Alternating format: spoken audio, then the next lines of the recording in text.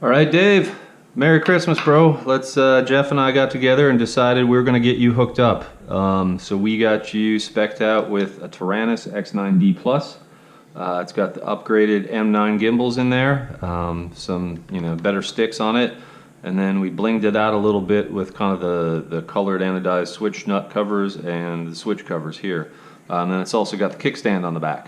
So you're sporting a nice anodized blue kickstand, and then in the battery panel you're running a LiPo back there. So that should give you, I'll send the stock battery too, but you should get some extra mileage out of that battery there. The Crossfire is mine. I'm taking this back out. I was using it to test Jeff's quad, but this is what it looks like when you get a Crossfire in there. So you know. I did configure it so it's running OpenTX 222. Put some different voice packs in there and did some configuration with a sticky arming switch and some other mods, and we'll go through those momentarily. So that is the Taranis.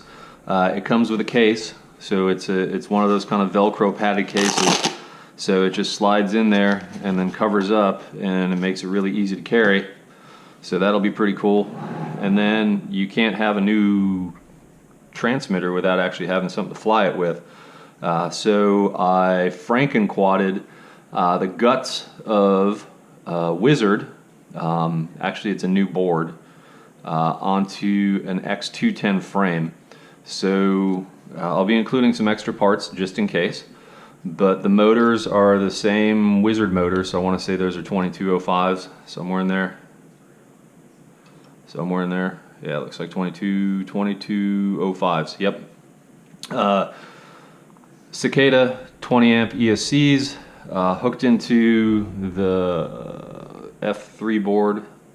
I want to say that is an SP Racing F3.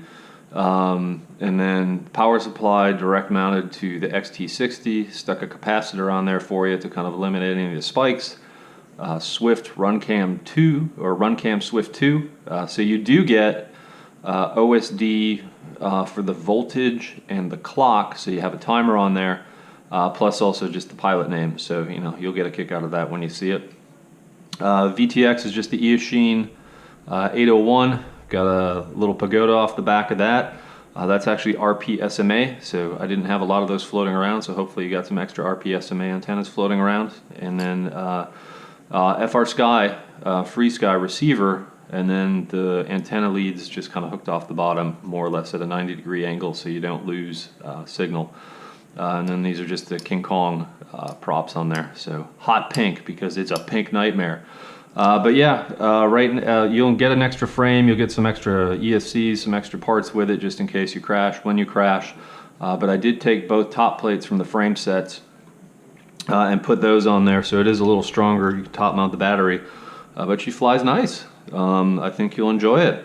So we got you decked out with a quad, decked out with a transmitter. The two of them are bound and configured.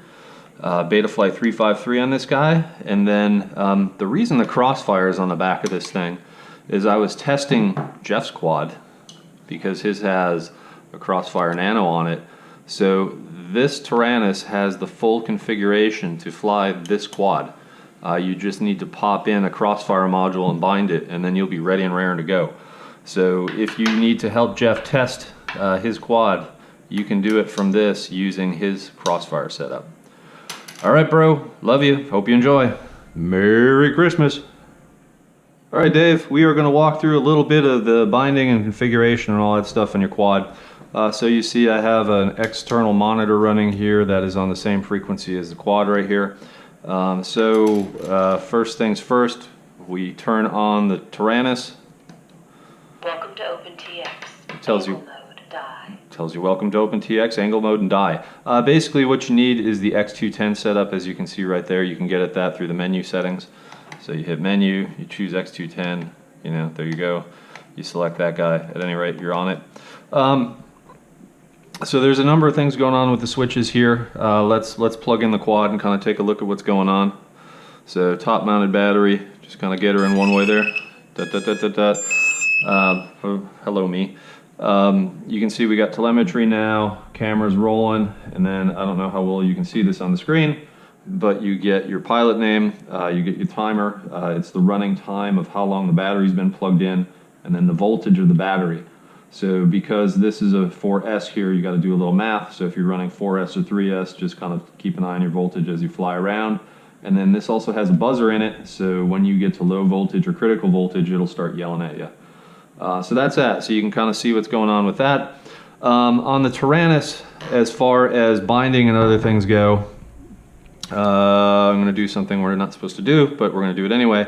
You have a sticky arming switch on here. So these top two switches in the back, and then here, this is a momentary switch. When you move it around, you move it forward, it just flies back, and this is a 2 position, so it's either kind of, in our case, off or on.